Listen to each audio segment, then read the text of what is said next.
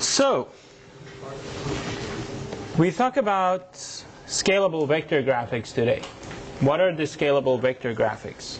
Let's do a review on Ajax, what we talked about last lecture, to make sure we are on the same boat, and we move on to SVGs. So we say whenever we work with Ajax, the Ajax call flow, first is going to be an action from the user. So the user either enters a text into a text box or click a button or something.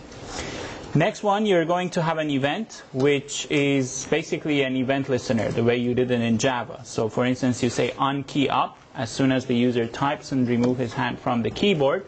Then your browser sends us an action, and you're going to fetch that data. Using what? The XML HTTP request. You construct the object, you make sure that you have a compatible browser, and you send the server request.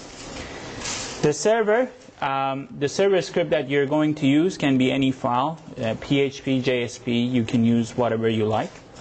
And then you do some filtering, you store the status value in your ready state, whether you get an error or not. And then if everything was okay, we will get a reaction, and we store what the server sends back to us in response text. Okay, let's go over this example as a review of last lecture. So we put all the CSS at the top. We create a function called fetch data. We pass the URL and the object ID. We check whether we have a compatible browser. If it's going to be Mozilla or Firefox or Safari, we check it with ActiveX with the XML HTTP request object. And if it's going to be an Internet Explorer, we check it with the ActiveX object. So when everything goes fine, we do the page request. We open the get, which we can either get or post. Remember the HTML server tags? And then we pass the URL, and we will say true or false. So if we want to work asynchronously, we will say true. If we want to work asynchronously, if we want to play synchronously, we will say false. And then we send the request to the server. We create an ID here. We fetch the data. So we call this function here. And then whatever the message we get back, we put it on the next div. Okay? Now, let's talk about the SVGs. Scalable vector graphics is a system for representing two-dimensional vector graphics, usually on your browser, but you can use it for other purposes as well. You can draw shapes out of lines. You can color them using the vectors and parametric numerical formulas. Okay. An SVG document, it's basically an XML version of creating objects in your browser. So you just create your XML tag. You will say your document type is an SVG. And then this is a very simple form. You will say the width is going to be whatever, and the height is going to be whatever, and you close the SVG tag. You're going to play with coordinates. So here I'm creating an SVG. The width is 80 and the height is 60. And then I can define a point here at x30 and y20. Okay. Now what I want to do now, I want to create a line. I'm not using Photoshop. I'm not using any graphical application. I'm just using code to draw something on my browser. Okay, so I define the document as SVG. I will say width is 80, height is 60. And if I want to draw a line, I basically need two coordinates. So 1x and y here, and 1x and y here. And then I will say stroke green. So it's going to draw it as green, and I will close the SVG tag. Okay? You can do different declarations. You can say make it green and change the width of your brush. You can create a dash array like this, and you can create polyline. You just define a bunch of coordinates and connect them together. Okay? So if you write these XML codes, you will be able to draw stuff on your browser. We can define style parameters. Here I'm defining the width of my SVG object, 500 by 500, so I will get a square. The first text that I have X20, Y220, the font size, and it's going to be a hello world. I can make it thicker, and I can make it empty. So basically, I will say fill none, and then I will close my SVG document. I can create filters. You can do this easily in Photoshop, but that's a rasterized type of an application. So we are going to use tags and vector graphics to do that. So you can call the Gaussian blur filter here and apply it on your text, and your text is going to look like this. You can also chain filters together to put a bunch of filters and then create a cool scalable graphics on your browser. You can also do simple animation, and that's what most of you do using Flash, but we can easily do it, not easily, but we can do it using the SVGs. For instance, here, creating a shrinking rectangle. So that's going to be the starting point, the width and the height. This is my stroke, and I do not want to fill it, so it's going to be an empty rectangle. Then I will use the animate attribute, pass the width, it's XML, and I will say from 200 to 20, begin at this time, and feel it freeze. So it looks like it's shrinking. You don't have to memorize all these, but I'm just telling you how the SVG works. Okay? There are lots of documentation that you can go and read if you want to draw or animate something in particular. Okay, so as an example, I took something from the O'Reilly book, and we are going to draw this cat face using the SVG. Let's see how it works. First I define my SVG document. I will say the title is cat, exactly like you do HTML. This is going to be the description of my XML document, and here is my implementation. First, I draw a big circle. Why big? Because the radius is 50 and the X and Y. And I don't want to fill it, and my stroke is going to be black. So this is going to be the big circle, the face. Next one, I'm going to draw the eyes. So this is the radius of the eyes, and I want to fill it with this particular color, which is green now. And here I want to do the whiskers on the right corner. So this is my x1, y1, x2, and y2. In order to draw a line, I need two coordinates. So I define the coordinates, and I connect them together. This is the first line. This is the other one. Now, what I want to do now, I do not want to draw this again here. So I want to create a translation. If you remember your geometry, I want to create a translation to move this back to here. So I will use the same object. That's the use tag. And I will use the whiskers that I created. I transform it using this matrix, and I translate it back 140 degrees. If you remember the circle, you start from 0, pi over 2, pi, 3 pi over 2. If you remember that, that's how it works. And then I want to draw the ears. It's just going to be a polyline. First point, second point, third point, and I connect them together. And then at the end, I draw the mouth, which is going to be this one, which is again which is a polyline, disconnected polyline, and I connect them together. Easy or not? Easy? Okay. So why are we going to use SVG? Why don't we just use Photoshop or a simple paint program to draw something? Any ideas? Have in mind that we are working on the internet. We don't know the user is using what resolution or what browser, so we want the graphic object that we create to be scalable in any zoom level. So if you create a rastered graphic, you definitely run into problems if you don't follow the proper tagging on your HTML document. So to create a scalable graphics, it's a very good idea to use the SVGs. So if you see here, I can zoom in, and then the aspect ratio will remain correct, and then I won't lose quality, and everything looks okay. Okay, so that's the point of using SVG. Now, what are the cool things about the SVGs? If you do not want to use frameworks which are provided by different applications such as Dash Code and Yahoo Widgets and other things, you can simply combine the SVG formats that I told you and combine it with XSLT, and you can create a widget. Because widget is basically a bunch of graphics object, and it's a data within. So what the XSLT does, XSLT is a template processor. So XML is going to be your data, and from that data that you have a transformation, which is creating another document. So you can parse that XML document that you have, and whatever you are interested, you put it in your widget.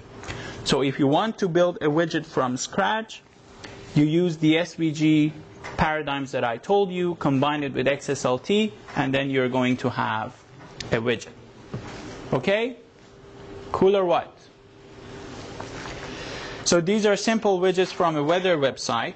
So you can see we can easily draw this using the SVG, because here is a circle and a line. But to make it dynamic, right, we just create dynamic variables within our SVG, and we connect it to an XSLT. So as this move on, you will see the temperature is going up and down. Or for instance, this gauge. Does it make sense? Okay.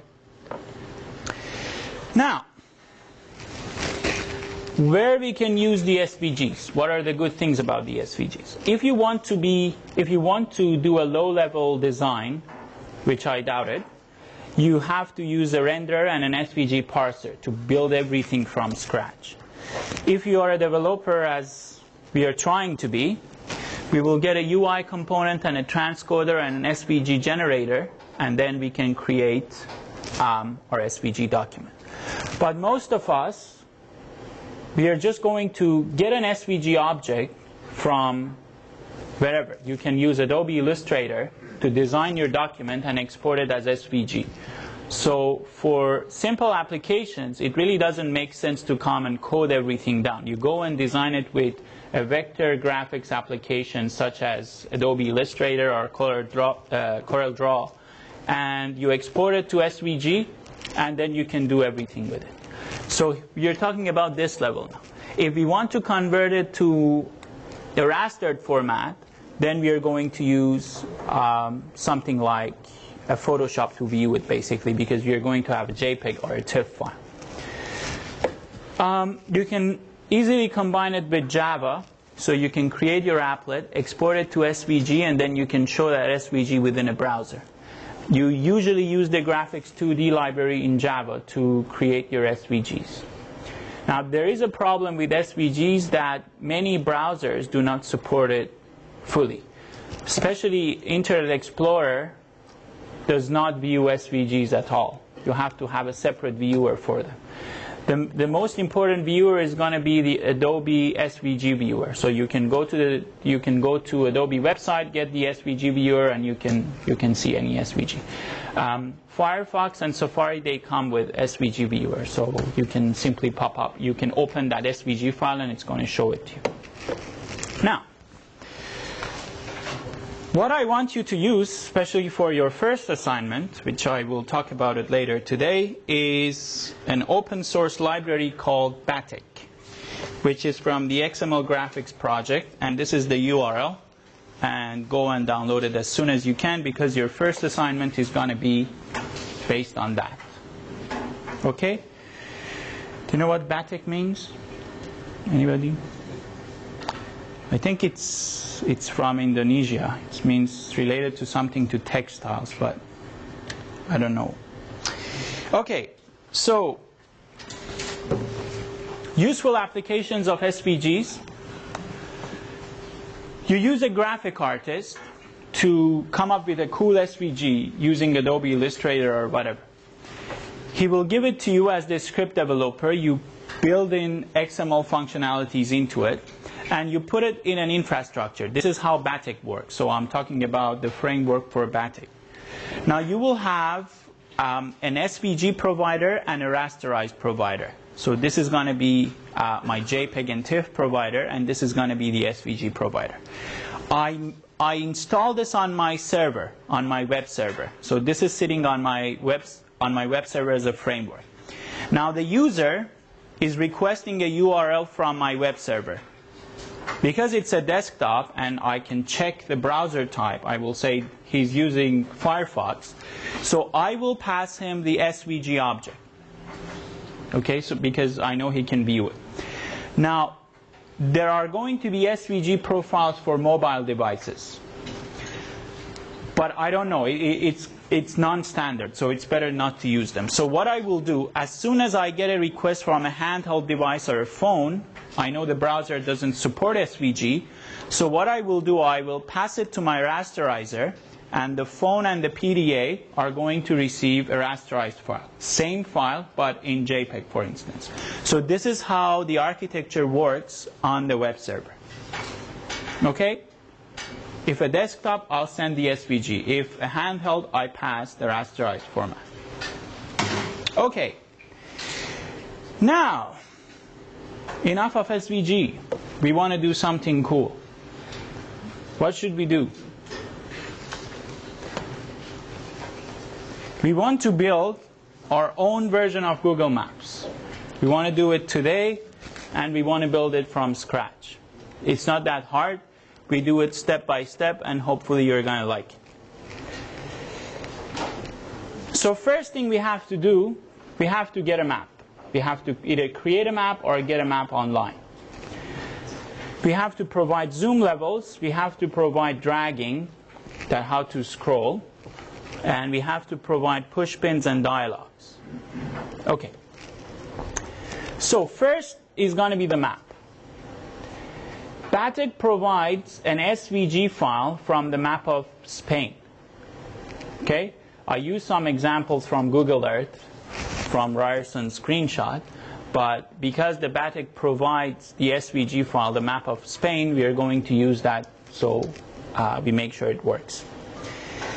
One idea is that why don't I get the JPEG image of the whole world and pop it up in the browser and the user can scroll. What's the problem with that? I mean, street level map, very high zoom. What's going to be the problem with that? Whenever you click on something, whenever you refresh the whole thing, it takes so long to download each kind of portion. No, let's say I don't want to download, I just want to load the whole thing at once. Then you're basically planning, right?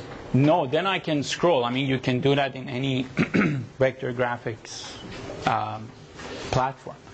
But why can't I just use the whole map suddenly? I just create an image tag.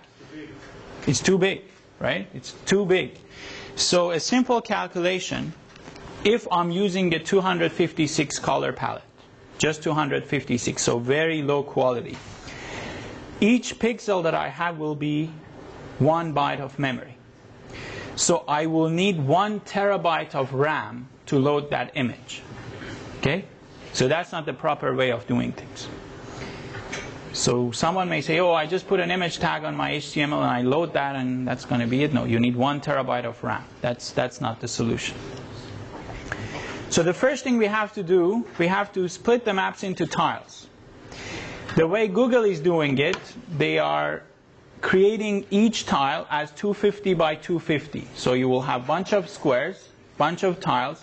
Each of them are 250 by 250, right? And they create 2 divs. Remember how we were doing the div elements last class? So they create 2 divs, the outer div and the inner div. And they will put the zoomed out version in the outer div and the zoomed in version in the inner div. Let's see how it works. So tell me the solution. Tell me some suggestions how we are going to do this. Just let's brainstorm it together. Any idea? Instead of just loading everything suddenly, what are the things we can do? We said about tiles, so we are going to have different tiles. But what are the proper ways of doing it? Yeah. So pieces of it, so the more you're zoomed in, the more detail you have, the bigger area you have, less. Let's say we have only 1 zoom level. Let's say we don't want to zoom. We're just focusing on the street level map, but we have a huge map because I can scroll to east as much as I can and to west as much as I can, right? Don't worry about the z-axis. The z-axis is going to be the zoom. The x and y is going to be your coordinates, right? So what is going to be a good solution? Yeah? You store some images somewhere, and as soon as basically the request, as soon as you can, it's all, right? Store it where? Store it on the server or on the client or on the server. So I have all the information stored on a perfect Sun server, and the client is just using a simple PC. But what should be my algorithm to do this scrolling smoothly and download the pages at the time? And Send a HTTP request or something. It will ask for the basically tags or the image as soon as you can. So it sends a request and asks, and it will use directly basically update the basic. yeah. Any other suggestions? What about this one? What if we divide the single map into arbitrary number of tiles and then display the tiles at once? So I said it's not a good idea to just have one JPEG, but I will say we'll slice it up and show those tiles instantly. What about that?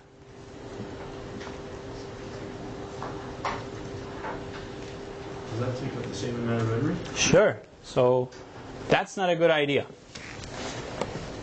So what should we do? Let's think about a peephole. We are going to virtualize the grid. We have a huge grid which can hold a bunch of tiles, but we have only a viewable area like we do from a peephole, right? So just think about the peephole as one div and whatever you have on the background as another div. So this is going to be my inner div, and this is going to be my outer div. This is the peephole, and this is what I have on the other side. Okay? Do you know where this is? That's Ryecaster. So what I will do, this is going to be my inner div. And this is going to be my viewable area, which I call it the outer div. Then the way I'm going to do the algorithm is that I will load the tiles. These are all tiles, right? These are tiles. So as soon as I move this guy, I'm not moving this guy, I'm moving this guy. As soon as I move my inner div, I will check the relative position of my outer div to inner div, and I will load the other tiles. So if this moves here, I will load these people here. If this moves here, then I will load these people. Okay? So at each time, if I'm not scrolling, I only have this much of data downloaded into my cache or on the client side. Okay? Yeah. Any questions? No questions? Okay. Now, how are we going to do the zooming? Think about the x, y, and the z axis. The x and y are just going to be the coordinates, right? So we are going to have files such as x0, y0, and z0. This is going to be here. It's the top left corner of your screen. I'm only focusing on two zoom levels, either 1 or 0, to make it simple. So it's not like Google that you can just change the elevation as much as you can. Just two different zoom levels. So here I'm referring, if I want to load this picture, I basically pull this HTTP address. Whatever, x0, y0, z0. This is going to be this tile here. If I put this in a for loop, then the whole thing is going to pop up. Now if I want to have a better view, I basically ask for the same coordinates but on a higher zoom level. So here zoom level is 1, here it's 0. Okay? Everybody looks lost. Everybody understood it? Okay. Now how are we going to do the push pins and dialog boxes? These are the push pins, and we don't have a dialog box, but these are the push pins that we have here. They are just a bunch of PNG files. PNG are the portable network graphics. They are smaller than GIF, but they provide a much better transparency compared to JPEGs and GIF files. So the way we are going to use it, we just have a directory which we store all these files there, these PNG files. And then whenever we want to load them, we will just call them.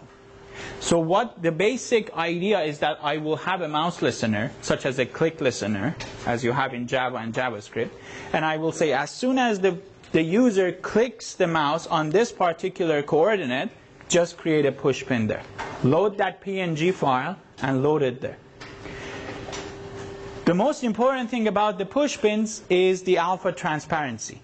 Because if you just create a JPEG, it's not going to look good. If you see here, your PNG is very well blended to the background, which is the map.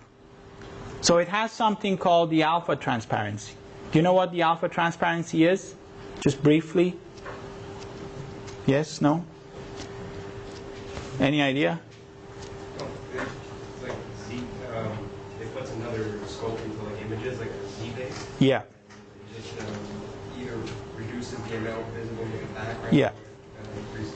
Exactly. Okay. So the way it works, you're going to have a value. If you want to define an alpha channel on your image, you're going to have a value between 0 to 1.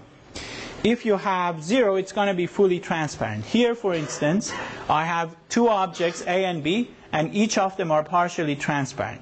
So I can change the conceptual subpixel overlay, and then this is going to look more transparent. So this is how they blend stuff. You don't have to code this, but I just want you to know how this works. Okay? And why they are using PNG? If you look at this example, this is the PNG transparency and this is the GIF transparency. I don't know if it looks okay on the projector. But this is the original image. And here I use an alpha channel. So you see how well it blends to the background? You don't see the difference. But here you will see the edges. So that the reason that they are using the PNG files is because of the alpha transparency on the maps. Okay? Now, we created the map. Not now, we are going to see the code, but talking about it. Now we want to talk about how to scroll, how to zoom, and how to actually push those pins there. So how are we going to create the map? We talked about the SVGs. So the BATIC provides the map of Spain in SVG format. But because we want to make sure that all the users can see the map properly, we are going to rasterize it first to a bunch of JPEGs rather than an SVG file. If I close my slides now and go and do file open on my Firefox, I can open that SVG file, no problem. But many users may not be able to do it. So the first step is that I rasterize that SVG file to a JPEG file. So for that, I told you we are going to use BATIC, which is the open source library. And we are going to scale it to arbitrary sizes, which are the tiles we talked about. This is the map. If you download the SVG, this is the map of Spain that you will see. So the first thing that we have to do is to convert this to JPEG using BATIC and slice it up. Okay? We are going to limit our map to 2000 by 1400. That's the zoomed in level. So we have a map 2000 by 1400. And to implement zooming, we are going to create a zoomed out version, which is going to be 1500 by 1050. So we are only working with two zoom levels. Okay? So the first step is to rasterize the SVG maps to a bunch of JPEGs. Let's see how we do it. I import the proper libraries. I hope that you still remember Java. We import the libraries. Because we want to read from files, we need the file IO. And then we call the class SVG slicer. And we create our base directory, which is where the SVG file is located. We create our main. We do construction. And then we want to create two versions, right? So the first one is going to be 2000. I set the source, which is the SVG file. And then I set the destination, which is the JPEG file. And I do the execution. Same thing for the zoomed out version. Easy. Now, next thing I have to do So for now, I converted the SVG to JPEG. Now I want to create small tiles. Google do it 250 by 250. But because we want to make it simple, we do it 100 by 100. So each tile that we are going to have is going to be 100 by 100. So I define them statically. This is the size of my tiles. And then I load the JPEG files and I break them into pieces using the for loop. It's very easy. It's just processing a multi-dimensional array. And then at the end, I save it as JPEGs and I put it in a for loop. So the first file, the first file, which is the top left corner of my map, is going to be x0, y0, z0. If I move on the x-axis, the second tile is going to be x1, y0, z0, and on and on and on. So that's going to be my matrix. Okay, so for now, I did a rasterization. This is the JPEG files that I created, and these are the pieces that I created. Each tile that I have is 100 by 100. And I store each of these files, each of these tiles, as one JPEG file. So I have a directory full of these JPEGs. I broke it into pieces.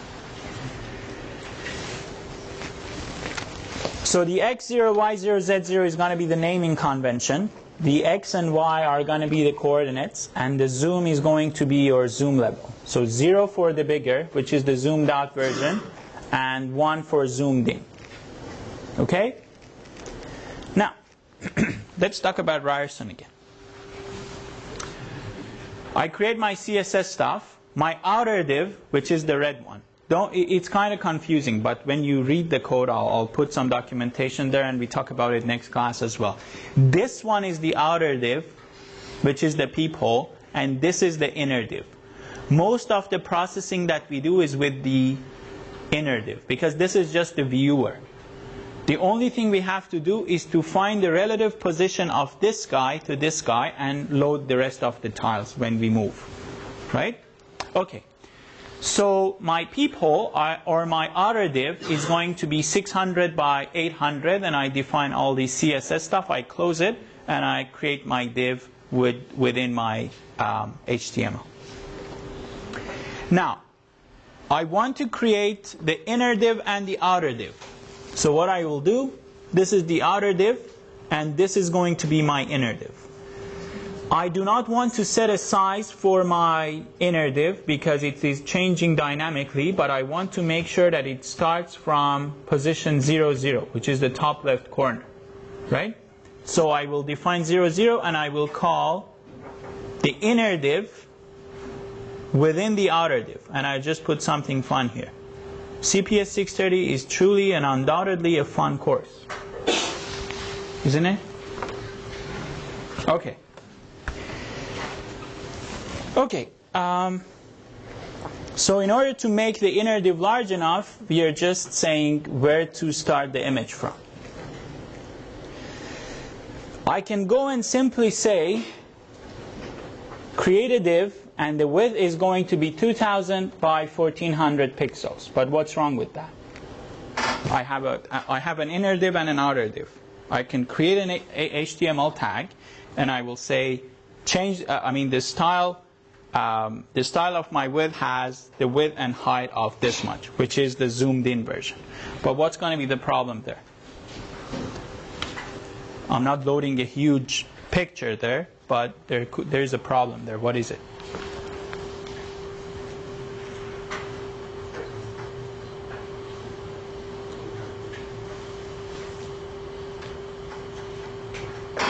Any suggestion? Just even if you read from the slide, I think you will be able to say something. Can somebody read from the slide at least? Okay. It can't be static. It has to be dynamic. Yeah, it has to be dynamic, right? Because I keep zooming in and zooming out. So if I create it statically, if I zoomed in, my picture is going to be distorted. So I just have to create a JavaScript call to change these values dynamically. So what I will use an onload function from JavaScript to initialize the size of my inner div.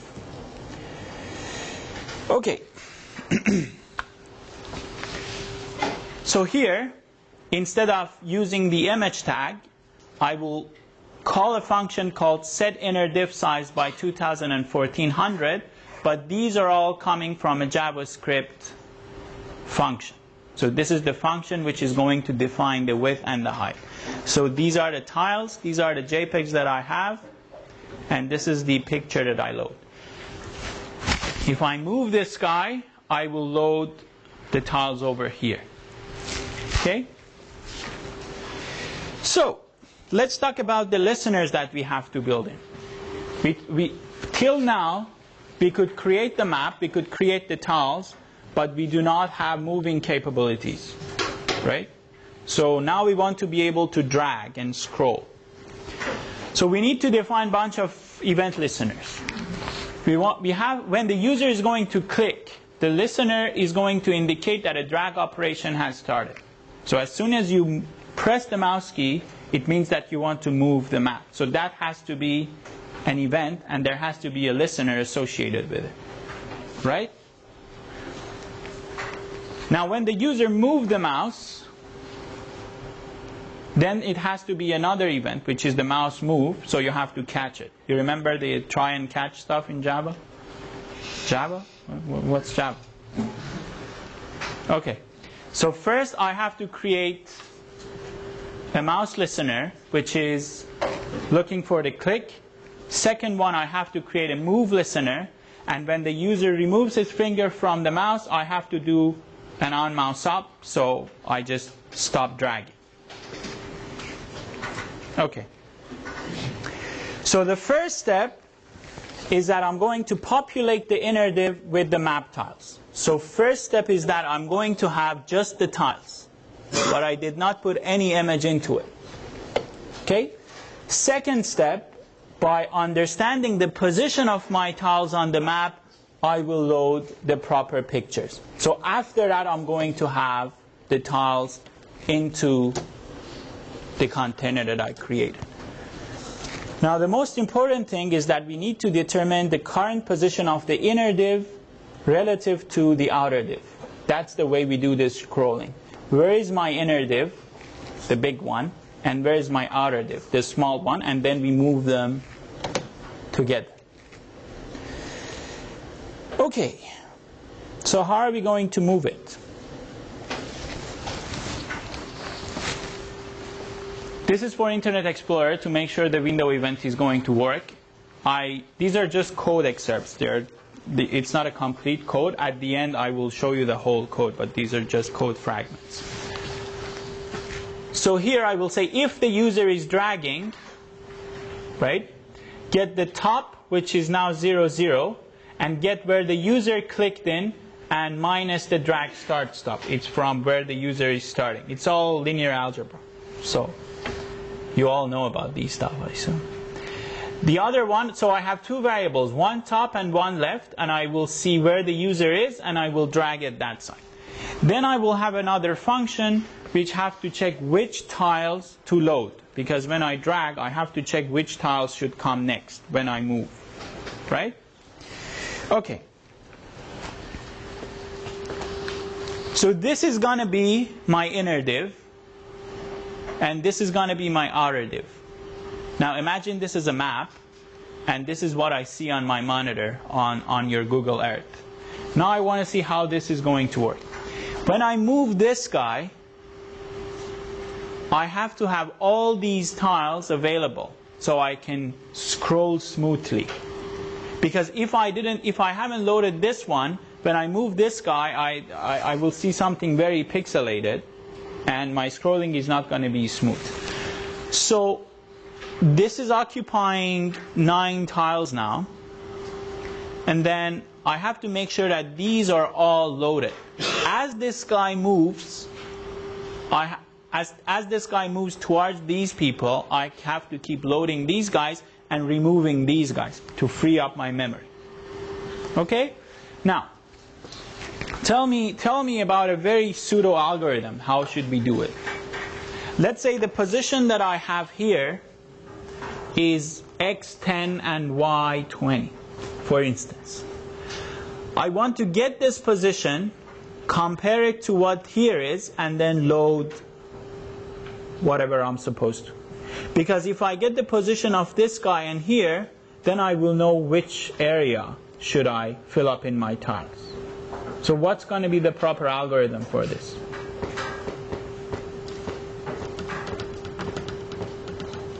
I know it's Monday morning, but suggestions. Just tell me something. Just pseudo. Doesn't have you have yeah. You have the coordinate for the center. Yes. The sorry what? If you have the coordinate for the center of the inner depth, right? Yeah. What you can do is you can calculate out what the outer depth range is going to be. Exactly. So when you move, you can say like event on mouse move. Yeah. You can say the outer depth is equal to the inner depth minus Very good. something. Yeah. Any other suggestions? Let's say I'm here, right? But I only have tiles, so I'm talking about discrete values. 1, 2, 3, 4, 5, 6. But to make my map scroll well, I'm talking about decimals here. So I can say if I'm on position 10.4 and y, if I'm saying if x is equal 10.4 and y is equal to 20.5, then round them to make sure that I will get till here. So when I'm here, this is going to be a decimal value. But here is going to be a discrete value. So I have to round it to make sure that these tiles are loaded. So how should I do it? What methods should I use? First, when you floor it, Yeah. the values should be floored. Right. Once those values are floored, you just check that those values, where does they lie in the tiles? Which tile does it lie in? Exactly. If they lie in that boundary, just follow it. Yeah. Did everyone understand that? So we need to floor the value or calculate the ceiling to make sure that we reach the next tile as we move. Okay. So this is the code. Strip_x is just a function, you will see it in the whole code, which is giving me the decimal value of the pixel value. So if I'm at, because all the coordinates that we are playing with, they are just a bunch of pixels. But I want to have a decimal value out of it. So if I'm at pixel 2020, so I have 20px, 20px, it will basically give me 2020 as decimal values. So this is going to give me the decimal values of my inner div. I floor it, as our friend said, divided by the number of tile size, and because we usually get a negative value, right? Because we have an inner div and an outer div. We get a negative value, and then we are going to have the start x and the start y, which is that position. Now I do the -1 and +1 because I want my tiles to be loaded a bit faster before the rest. So if I do -1 and +1, I just create a gap to make sure my scrolling is going to be smooth. But even if you don't do it, you can scroll, but it's probably going to be pixelated if you have a high resolution image. Okay, the way I do the check tiles is basically the same thing. I just put a for loop and I calculate those start x and start y that I told you. The next thing I have to do, I have to clean up the unused space. Because if I scroll, let's say on Google Earth, I want to scroll from Toronto to London. If I don't clean up the space, basically I'm going to fill up my memory. So going back to the inner div and the outer div, as my inner div moves, as soon as it reaches a particular value, I calculate the ceiling and remove the rest. Does it make sense? Okay. And to do the zooming, it's very easy. I just have to create a for loop which changes the value of 0 to 1. Think about the x0, y0, and z0. So either it's going to be 1 or 0 because we only have 2 zoom levels. Okay, and I call the zoom toggle function within my HTML, and that should be it. The push pin is a little bit, it's not complicated, it's just a matter of, you know, using a mouse click, but there are stuff about it that I don't want to tell you about today. We talk about it tomorrow because it's another talk on Ajax, so I will put it part of that. But basically what you have to do, you have to get the element ID, which is the push pin here, and insert it as a pin dialog. Okay, so what do you think so far? Good? Okay, let's see some examples for now. Let's see the example if I can find it.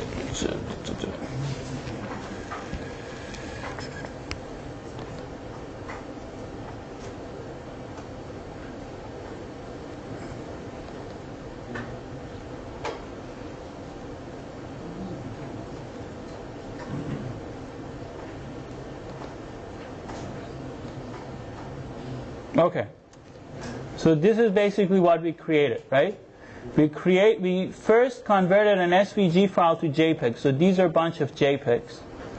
And then as soon as I press the mouse, right, an on mouse click will be called. And then when I move, my tiles are going to move. So this is going to be whatever. This is going to be my inner div, and this is going to be my peephole now. Okay? Now to show you how the files are generated, let me go back. These are the files. These are the tiles that I created from that SVG file. So I'm just storing them all.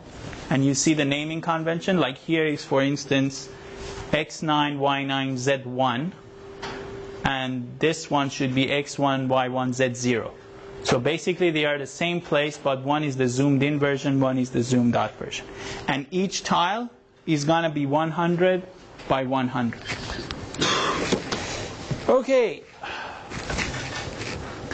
What else I want to show you?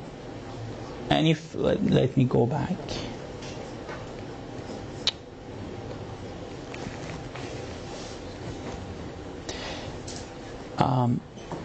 So this version, till now we have this. We will be able to move. We don't have zooming for now. Zooming is on this one.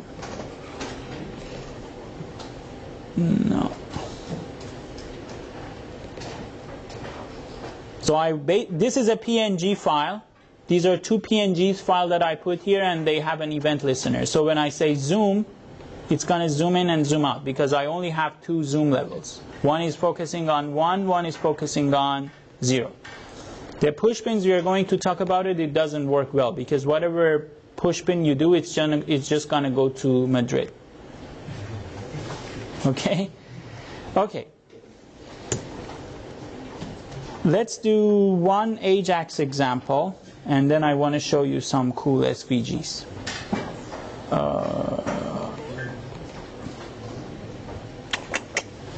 Hold on. If you want to take a break for 5 minutes, feel free till I